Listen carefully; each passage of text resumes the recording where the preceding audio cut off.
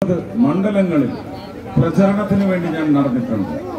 അപ്പോ ആദ്യമായിട്ട് എനിക്കൊരു വോട്ട് എന്ന് ഞാൻ ചോദിച്ചു വരുന്ന എൻ്റെ ജീവിതത്തിലെ ഒരു പ്രത്യേക മുഹൂർത്തമാണിത്. അങ്ങനെ ഒരു സ്ഥാനാർത്ഥിയായി എന്നെ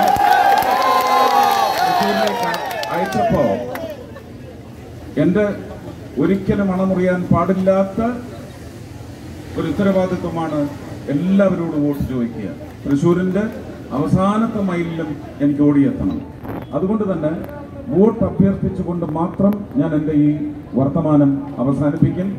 എല്ലാവരും ഏപ്രിൽ 23-ന് ഒരു നിശ്ചയമെടുക്കുന്നതിന് മുമ്പ് ഒരു രാജ്യസഭാ അംഗം എന്ന നിലയ്ക്ക് കഴിഞ്ഞ 3 വർഷം എന്ത് തരം പ്രവർത്തനമാണ് കാഴ്ചവെച്ചത്, ഗണ്യമായ മാറ്റം കേരളത്തിന്റെ വികസന മേഖലയിൽ ഒരു സിനിമാ നടൻ എംപിക്ക് എന്ത് ചെയ്യുവാൻ സാധിച്ചു എന്ന് നിങ്ങൾ വിലയിരുത്തിയാൽ 23-ാം തീയതി നിങ്ങൾക്ക് താമര ചിഹ്നം വിട്ട് വോട്ട് ചെയ്യുവാൻ സാധിക്കില്ല.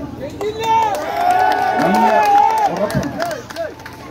അങ്ങനെ ഗംഭീര ഭൂരിപക്ഷത്തോടെ എന്നെ വിജയിപ്പിച്ച് മെയ് 23-ാം തീയതി പ്രഖ്യാപിക്കപ്പെടുമ്പോൾ ഒരു നെറ്റിപ്പട്ടം എടുത്ത് എന്റെ നെഞ്ചത്തോട് ചാർത്തി തരിക.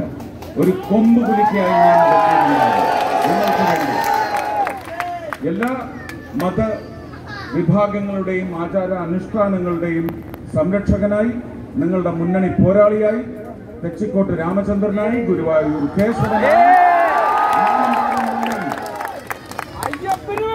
ഇനി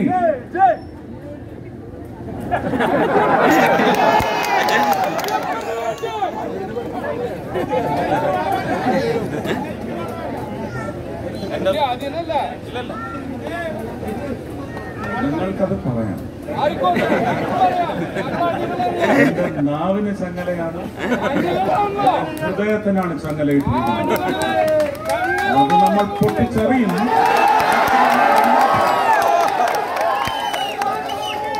അതിന്റെ പിന്നിലെ ഗൂഢപ്രവർത്തനം നടത്തിയത് ആരാണെന്ന് നമ്മൾ എക്സ്പോസ് ചെയ്യുന്നു. ഉറപ്പാണ്.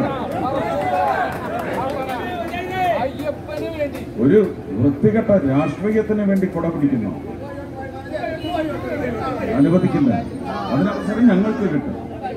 ഇപ്പൊ നമ്മൾ എല്ലാ മര്യാദകളും പാലിച്ചുകൊണ്ട് മുന്നോട്ട് പോകുന്നു. അങ്ങനെ അതുകൊണ്ട് ദയവീത് എന്നെ പ്രകോപിപ്പിക്കരുത്.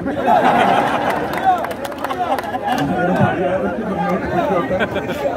ഉറപ്പായിട്ടും നിങ്ങളോടൊപ്പം ഉണ്ടാവും. മെയ് 23 കേരളത്തിന് ഭാരതത്തിൽ ആഘോഷിക്കാനുള്ള 5-6 മുഹൂർത്തങ്ങളെങ്കിലും, കേരളത്തിലെ 5-6 മണ്ഡലങ്ങളിലെങ്കിലും നിങ്ങളുടെ പ്രാർത്ഥനയോടെ വിജയമുണ്ടാവണേ എന്ന് ഞാൻ പ്രാർത്ഥിക്കുകയാണ്. എല്ലാവർക്കും ഓരോരുത്തർക്കും ഈസ്റ്റർ വിഷു ആശംസകൾ നേരുന്നു. ഒരുപാട് സ്നേഹം. നന്ദി, നമസ്കാരം.